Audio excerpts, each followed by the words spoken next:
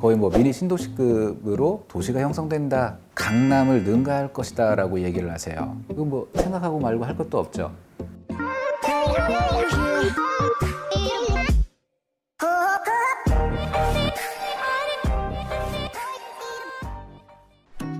오늘 공식 클럽에서는 용산구에 위치한 천지부동산을 방문했습니다.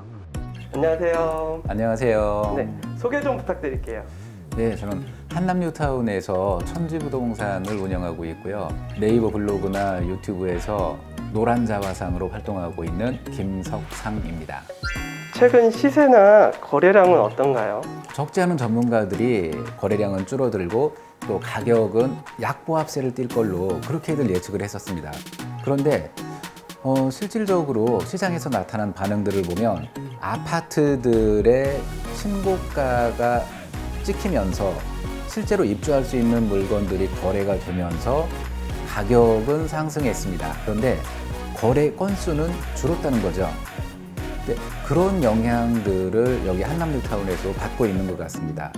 실제적인 거래량 자체는 썩 많지는 않아요. 전에 비하면 뭐 한 10분의 1 정도라고도 볼 수 있겠는데 거래 건수는 그렇지만 거래 가격이나 이런 면들에서 보면 강보합세로 돌아섰다라고 생각하면 좋을 것 같습니다. 최근 한남 뉴타운 재개발 소식 좀 알려주실 수 있으세요?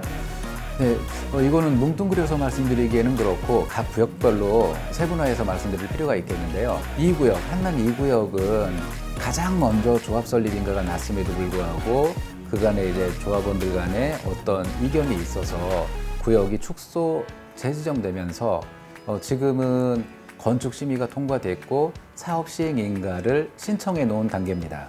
이제 3구역 같은 경우에는 이미 건축 심의 통과했고 사업 시행 인가 통과했고 그리고 나서 시공사까지 도급 계약을 체결한 상태입니다.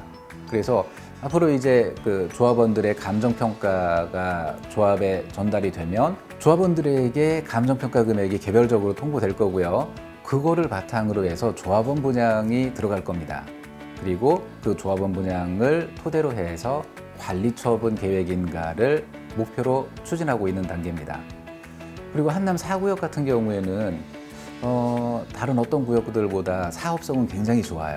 그런데 조합이 사업 속도를 아직 눈에 띄게 내지 못하고 있다라는 점이 약간의 단점이라고 생각이 되고요. 네네. 그리고 5구역 같은 경우에는 가장 큰 문제가 보강 변전소였습니다. 근데 그 변전소 문제를 한정과 협의를 통해서 지금 한쪽 귀퉁이로 규모를 축소해서 이전한다까지는 협의가 된 상태고 그 구체적인 협의 사항에 대해서는 지금도 계속 한전과 조합이 타진하고 있는 걸로 그렇게 알고 있습니다. 재개발 관련해서 알려주실 정보나 팁 같은 게 있을까요? 재개발에 투자하시는 분들은 아파트에 투자했던 것들을 경험으로 해서 재개발을 보게 되면 아무것도 보이지 않는 거예요. 너무 답답해요. 이게 내가 어떤 뭔가를 샀을 때 이거에 대한 평가 금액이 얼마가 나올지 이 부분들을 가장 궁금해 하십니다. 그리고 이걸 샀을 때 과연 내가 몇 평형에 배정될 수 있는지 이것도 궁금해 하세요. 그리고 그 다음으로 내가 이 평형에 가려면 도대체 추가 부담금이라 그런 거를 얼마나 더 내야 되느냐 이 부분을 가장 궁금해들 하시는데 이 세 개는 아직까지는 전혀 알 수가 없다는 겁니다. 그 많은 수많은 질문을 받고 있는데 이거에 대한 확답을 시원하게 못 드리는 제 마음은 오죽 답답하겠어요. 자, 그러면 A, B, C라는 거에 값이 정해진 다음에 투자를 해야 되느냐? 그렇게 되면 또 너무 늦다고 보는 겁니다. 모든 한남 3구역 조합원들도 그렇고 지금 현재 3구역으로 투자를 계획하시는 분들도 그렇고 조건은 다 똑같아요. 내가 이 물건을 구입할 여력이 되고 조건이 맞으면 계약을 하셔야 된다는 겁니다. 오늘의 화폐 가치보다는 내일의 화폐 가치가 더 떨어진다는 거고 오늘의 부동산 가격은 내일에 가서는 다음은 1,000만 원이 오를지 5천만 원이 오를지 더 높은 가격으로 접근을 하셔야 된다는 거죠. 그렇기 때문에 지금 알아보고 계시다면 얼른 내 조건에 맞는 거 찾으셔야 됩니다. 그러면 한남 뉴타운 같은 경우 향후 전망은 어떨까요? 강남을 능가할 것이다라고 얘기를 하세요. 근데 저는 조금 보수적으로 봐서 강남을 능가하지는 못하더라도 최소한 강남의 버금가는 그 정도의 지위를 누릴 거라고 그렇게 생각을 합니다. 많은 분들이 또는 어떤 그 뉴스 이런 기사들을 보면 강남, 그 다음에 마용성에서 마포, 용산, 한 성수 쪽을 얘기를 해서 같이 뭉뚱그려서 얘기를 하세요.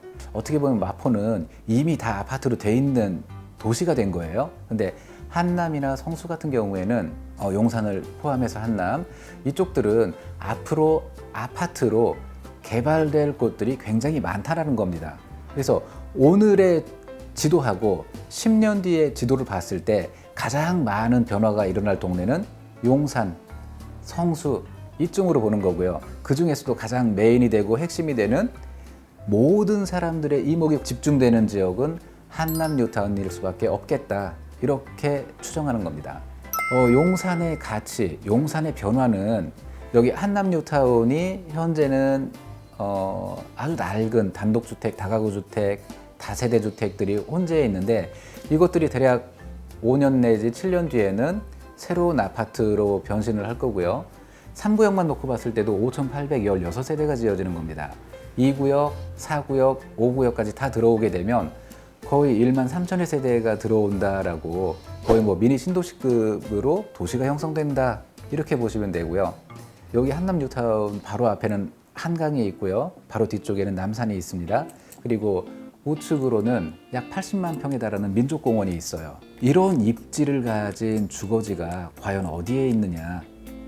이거 뭐 생각하고 말고 할 것도 없죠. 그러면 어떻게 하셔야 돼요? 용산에 한남 뉴타운에 투자를 하셔야 되겠다 이겁니다.